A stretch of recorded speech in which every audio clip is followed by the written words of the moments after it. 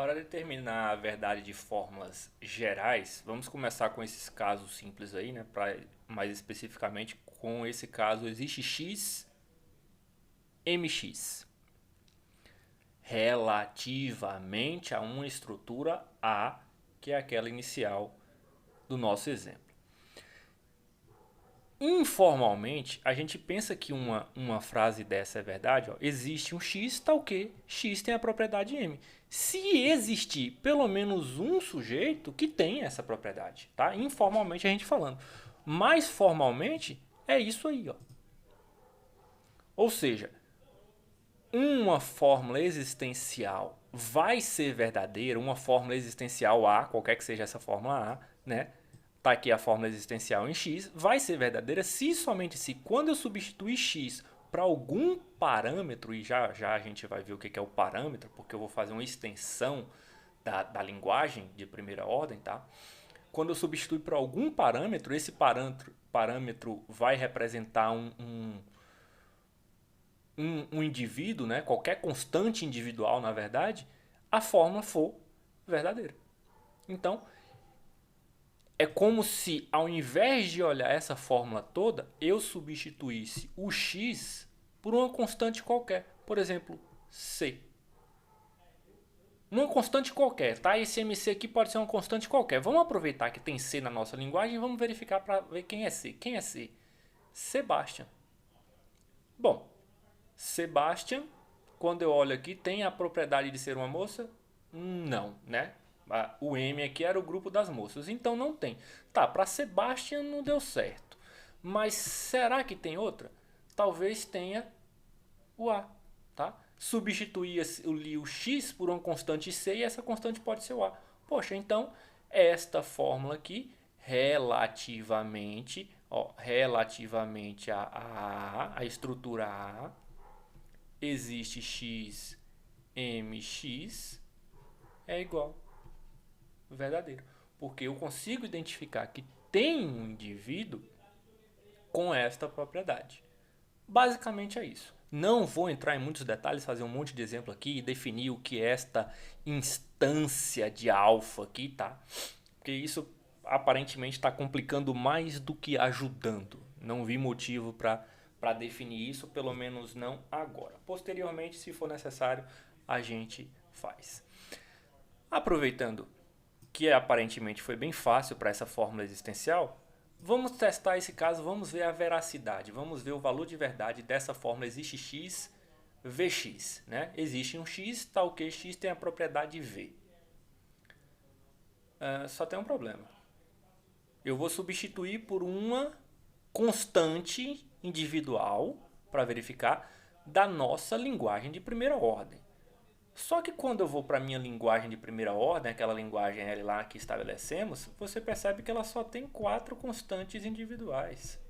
Tá? E coloca aí as constantes de predicado. E nenhuma tá aqui onde me interessa analisar no momento. Até então não estava sendo problema nenhum, mas agora eu estou vendo que eu preciso fazer uma expansão da minha linguagem L. Tá? Eu vou ter uma nova linguagem de primeira ordem relativamente a U. Que U é A. Enfim, na prática é uma expansão, então eu expando também, tenho toda uma nova linguagem, uma nova estrutura, etc. Mas por economia de, de, de informação, vamos simplesmente adicionar aqui as constantes que forem necessárias para trabalhar nessa linguagem, tá, gente? A gente está fazendo uma expansão da linguagem, não é mais a mesma linguagem de primeira ordem, é uma linguagem expandida. Então eu tenho uma nova estrutura, uma nova interpretação. Por quê? Porque eu também vou expandir minha interpretação. Eu vou acrescentar. Qual foi a necessidade aqui? A necessidade aqui foi de acrescentar mais constantes individuais. Eu só tinha A, B, C e D. Então eu só estava denominando 4 indivíduos: Ana, Júlia, Felipe e Sebastião. Isso porque não tinha nenhum com 2 nomes, né? Agora eu vou acrescentar aqui, sei lá, o E, o F, o G, o H, o I, o J, o K, o L, o M e o N. e aquelas mesmas constantes que a gente tinha, tá? Que eu teria que especificar aqui, mas eu não vou fazer. Só por causa da escrita mesmo. Enfim, acredito que aí é o suficiente. 1, 2, 3, 4, 5, 6, 7, 8, 9, 10, 11, 12, 13, 14. O que eu tenho que fazer agora? Agora eu preciso da interpretação para esta estrutura A', né, que eu acabei de expandir, que deu o significado destas. A gente já tem o significado dessas outras aqui e também das constantes de predicado. Agora eu vou ter que dar o significado, a interpretação I de E. Quem é I de E? Eu vou chamar de Carlos. Quem é I de F? Eu vou chamar de, sei lá, Dorothy. E eu vou dar uma pausa aqui para escrever isso. Bem, como estava dizendo, nós não tínhamos constantes individuais suficientes para analisar a veracidade desta fórmula aqui, tá? E aí o que a gente fez? A gente viu que foi necessário fazer uma expansão da nossa linguagem. A rigor, o que a gente de fato tem? A gente tem aqui uma estrutura A', né? No universo de A', com uma interpretação para A', que foi a expansão da nossa linguagem. Vamos continuar falando do universo U e da interpretação I, tá? Tá aí. Por via das dúvidas, já expandimos logo a linguagem para dar um nome para todo sujeito daquele universo que temos. E agora que a gente tem, eu posso pegar esse x aqui e substituir por uma constante qualquer, para ver se essa propriedade se verifica para algum indivíduo do nosso universo. E aí eu vejo que, ó, temos aqui Leila, por exemplo. Quem é Leila? Leila é K, certo? Ou seja, VK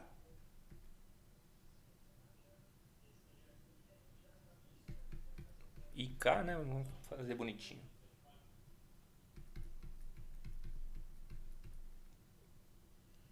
E relativamente à nossa estrutura A, VK é verdadeiro. Então, ó, eu substituí, eu peguei aqui, ó, tá? Substituí por uma constante qualquer. Eu achei uma constante K. Na nossa interpretação, o K está associado a Leila. Nesta estrutura A, né, VK é verdadeiro, ok? Portanto, a fórmula na estrutura a fórmula existe x com a propriedade Vx também é verdadeiro. Para concluir aqui a verdade para fórmulas gerais, a gente só precisa entender que para o caso de uma fórmula universal, do quantificador universal, R de x, né, ela será verdadeira na estrutura se todo indivíduo no universo tiver a propriedade R. Para todo x, tal que Rx será verdadeiro se todo indivíduo na estrutura tiver a propriedade R. Aí eu lhes pergunto, esta fórmula geral é verdadeira? Quando você analisa a estrutura, qual é a propriedade R? A propriedade R é de ser um rapaz. E aí você consegue encontrar indivíduos aqui, ó. Por exemplo, vou supor uma constante I, né? Eu consigo achar uma constante que não tem a propriedade. Então, quando eu faço aqui, ó, I de I é igual... Ih, esqueci quem é I de Gabriela.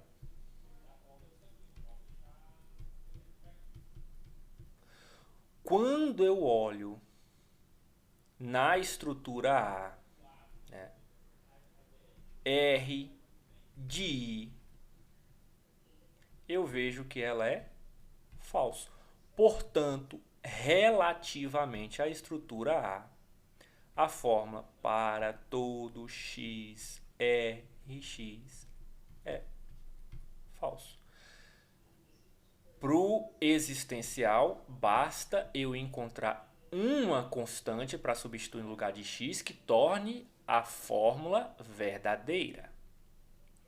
Para o quantificador universal, eu preciso que toda constante, quando substituída na fórmula, torne a fórmula verdadeira. Só que se eu já encontrei um exemplo aqui em que falha, bom, esta fórmula aqui recebe o valor de falso. E aí, pessoal, nós temos as definições de tudo isso que falamos aí. Deixa eu ver se está aqui bonitinho. Não. Ah, tá aqui, ó. Tá aqui os resumos e estão aí as definições. Vamos aproveitar e revisar um pouquinho isso que a gente acabou de ver.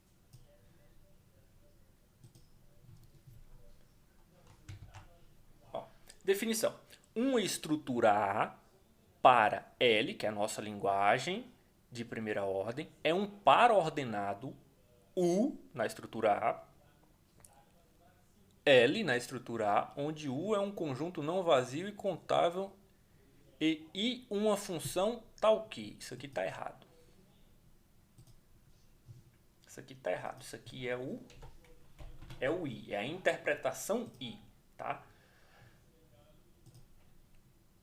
Onde U é um conjunto não vazio e contável, porque a gente aqui não tem condições de trabalhar com os conjuntos não enumeráveis, e I é uma função tal que a toda constante, a toda, não sobra nenhuma constante individual. Constante individual ele está chamando aí uma constante por C qualquer, tá? Não é C especificamente da linguagem que a gente estava trabalhando, é C de constante mesmo. Qualquer constante individual da linguagem, a interpretação I, a função I associa e deve ser um único indivíduo no universo, tá? Esta definição, ao meu entender, peca por esta carência aí de dizer que tem que ser único esse indivíduo. Bom, além disso, a cada símbolo de predicado, né, de grau zero, ou seja, uma constante sentencial S qualquer, da nossa linguagem de primeira ordem, se existir, é claro, né, a função I associa um valor de verdade, que vai ser verdadeiro ou falso. Lembrando, pessoal, que esse verdadeiro e falso aqui a gente está fazendo por escolha. A lógica é binária, basta que você tenha duas opções, 0 e 1, verdadeiro e falso, escuro, preto, aberto, fechado, escuro, preto, enfim, vocês entenderam. Cada símbolo de predicado, tá, continuando aqui, a cada símbolo de predicado, né, associa um valor de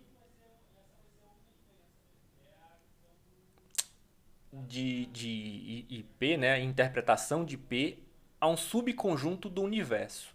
Este aqui é símbolo de predicado, é aquele de grau 1.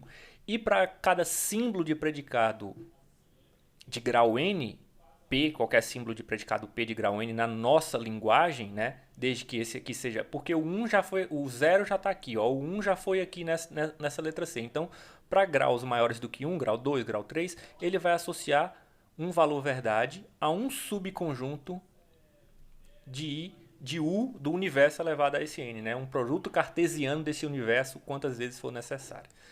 Sei que é complicado, é meio chato essas notações, mas a gente passou por essa interpretação. Aqui, por exemplo, ó, se P for de grau 3, se P for de grau 3, o que vai acontecer? O que seria, por exemplo, um subconjunto de U? Naquele universo que nós estávamos usando como exemplo, seria isso aqui, ó, seria um conjunto formado por ternos ordenados. Ana, Juliana, Elisa. Só para dizer que não tem problema nenhum, eu poderia fazer aqui também Ana, né? Carlos, Felipe. E quantos ternos ordenados for preciso ou for possível aí, tá? Se for grau 4, em vez de 3 elementos aqui nesta ênupla, você vai ter 4. Definição. Seja L uma linguagem de primeira ordem e há uma estrutura para L. O valor de verdade de uma constante sentencial, de uma constante de predicado de grau 0, é igual a verdadeiro se e somente se a interpretação que a gente adotou para essa estrutura disser que ela é verdadeira, onde S é um símbolo de predicado de grau 0, como já tinha comentado. Para uma fórmula atômica, né, na estrutura A gente vai ter verdade se e somente se a interpretação de T pertence ao subconjunto daquela interpretação, onde P é um símbolo de predicado unário e T é um parâmetro. Esse parâmetro aqui, pessoal, é quando a gente estende, é qualquer constante individual da nossa linguagem ou da extensão da nossa linguagem, tá? A gente pode estender a linguagem também, quando a gente está falando do parâmetro, a gente está falando de uma constante individual da linguagem ou da extensão dela. A mesma coisa aqui, ó.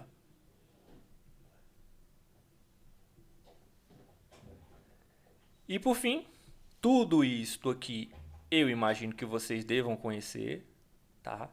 A gente pode adotar as opções, por exemplo, isso aqui vai ser falso se e somente se não alfa vai ser falso, tá? Relativamente à estrutura, toda aquela presepada ali, se e somente se alfa for verdadeiro, tá? Mas não precisa, com essa definição aí já é suficiente. Para as fórmulas gerais, aqui, ó, uma fórmula universal vai ser verdadeira se e somente se, quando eu substituir x para todo parâmetro, né, qualquer parâmetro lá da minha linguagem, ela continuar sendo verdadeira. Uma fórmula geral existencial vai ser verdadeira se e somente se, quando eu substituir x por algum parâmetro, ela for verdadeira. Quando eu falo para algum parâmetro, para pelo menos um. Se existir só um, ela é verdadeira. Se existir mais de um, ela continua sendo verdadeira. Se todos servirem, ela continua sendo verdadeira. Na existencial tem que valer para todos. Na universal tem que valer para todos. Na existencial basta que vale apenas para um. E aí nós ainda temos aqui um caso que é a respeito do fecho. Como é que eu vou definir o valor de verdade por uma fórmula desta aqui, por exemplo? Ela é verdadeira ou ela é falsa na minha estrutura? Você não pode dizer. Você simplesmente não sabe o sentido dessa afirmação. Ela é existencial ou geral? É para algum x específico? Em princípio, fórmulas abertas como essa aí, elas não são verdadeiras nem falsas. Acho que a gente já viu isso em outros vídeos, tá? Porque não tem como eu dizer o valor de x. X ele pode, então, uma hora é verdadeiro, uma hora é falso, então isso não vale. O que a gente vai fazer? A gente vai adicionar um fecho. E a definição é mais ou menos essa aqui. Ah, eu tenho que escrever, então. Bom, então temos aí, ó. Você tem uma fórmula aberta, pode ser como essa aqui. Tal que x1, x2, x3, xn sejam todas as suas variáveis livres, tá? Olha, isso aqui também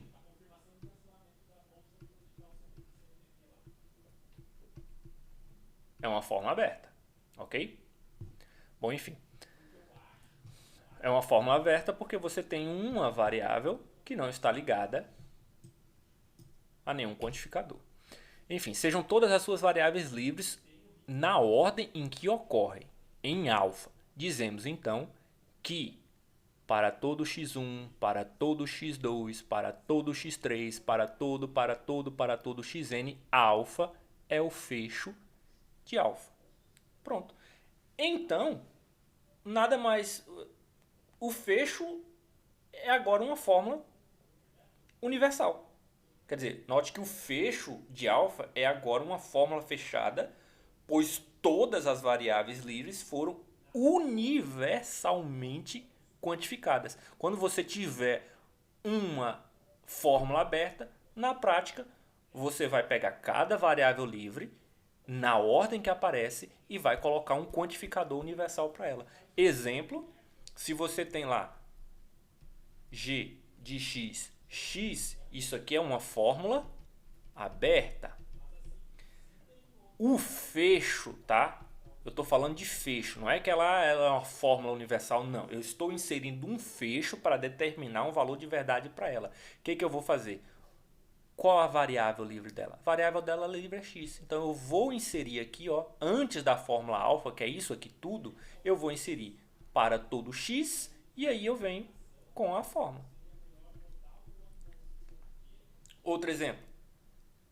Gx, conjunção h de y. Esta é a fórmula aberta. Qual que é a fórmula fechada?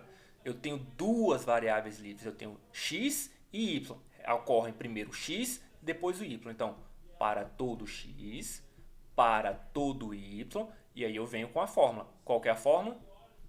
Gx interseção, que interseção? Hy. Pronto. Tá aí o fecho. Perceba que o fecho ele vai agir sobre a fórmula inteira, tá? Não é só sobre uma parte, não. Então é importante você levar em consideração aqui os parênteses. Vamos lá. Gxy. Então, negação GZW. Como é que eu vou colocar um fecho nisso aí, ó? X, Y, Z. Nossa, tem um monte. Então, para todo X, para todo Y, na ordem que aparece. Para todo Z, para todo W. Aí agora eu venho com a fórmula. Qual é a fórmula? GXY. Então, GZW. Agora é uma fórmula, é o fecho, tá? Ou seja, virou uma fórmula universal, uma fórmula geral. Por último, PY.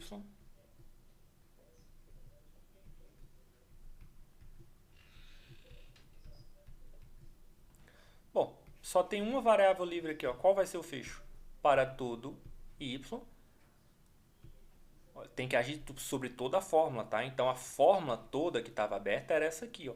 Eu vou repetir ela aqui dentro do parênteses. Para todo y ou para todo x, não qx. Aí, por último, se A seja uma estrutura e alfa uma fórmula aberta cujas variáveis são x1, x2, x3, xn, né, dizemos que esta fórmula na estrutura A, tá? Essa fórmula alfa vai ser verdadeira se e somente se na estrutura A aí que eu estou me referindo